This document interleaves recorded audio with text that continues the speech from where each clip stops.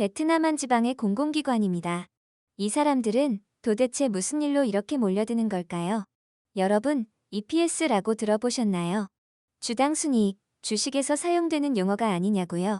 네, 아닙니다. EPS는 외국인 고용관리 시스템, 흔히 고용허가제라 불리는 제도입니다. 고용주가 대한민국 정부에 노동자를 신청하면 정부에서 외국인을 선별하여 취업 비자를 발급해주고 외국인이 한국으로 입국할 수 있도록 허가하는 제도입니다. 즉, 비숙련, 비전문 노동력을 확보하기 위해서 시행하는 제도입니다. 노동자는 약 5년 정도 한국에서 일을 할 수 있습니다. 한국으로 인력을 송출하는 국가를 송출국가라고 부르는데요.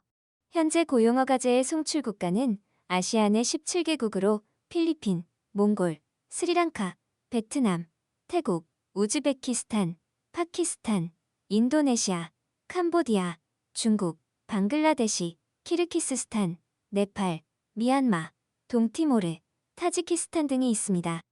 외국인 노동자가 고용허가제 비자를 받기 위해서는 많은 절차가 있습니다.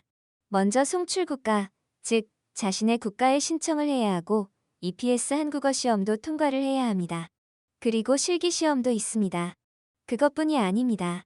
자신의 국가, 즉 송출국가에게 보증금으로 많은 돈을 내야 합니다. 베트남의 경우 약 1억 동의 돈을 보증금으로 내야 합니다. 한화로는 약 520만 원의 큰 돈이죠. 베트남 일반 사람들 연봉과 같은 액수입니다. 사실 EPS는 송출국가에게도 큰 도움이 되는 제도인데요.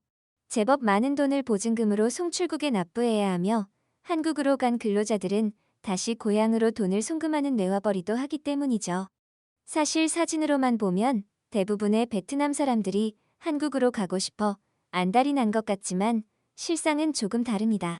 사진에 나오는 대부분의 베트남 지역은 베트남 내에서도 기피되는 지역이거나 경제 사정이 좋지 못한 농촌 지역입니다. 베트남 대도시의 경우 총 지원 인원이 10명이 안 될 정도로 고용허가제는 인기가 없다고 합니다. 과거에는 기피 지역과 문제가 많은 지역의 경우 고용허가제 비자를 허락하지 않았습니다. 하지만 올해 예외적으로 그쪽 지역도 허락을 해줬습니다. 이는 점차 줄어드는 외국인 노동자와 관련이 있는데요. 고용허가제로 들어오는 외국인이 점점 감소하고 있습니다. 불법 체류자는 꾸준히 늘어나지만 고용허가제 외국인이 감소하는 이유는 불법 체류에 비해 특별한 메리트가 없기 때문입니다.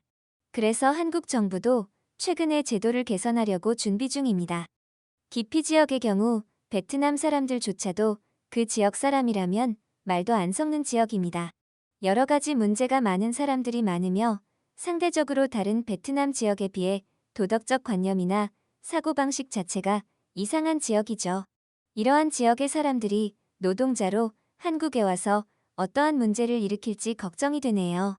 출산율도 바닥을 치고 미래에는 점점 인구도 줄어드는 한국, 이제 외국인 노동자의 선택은 필수가 되었습니다.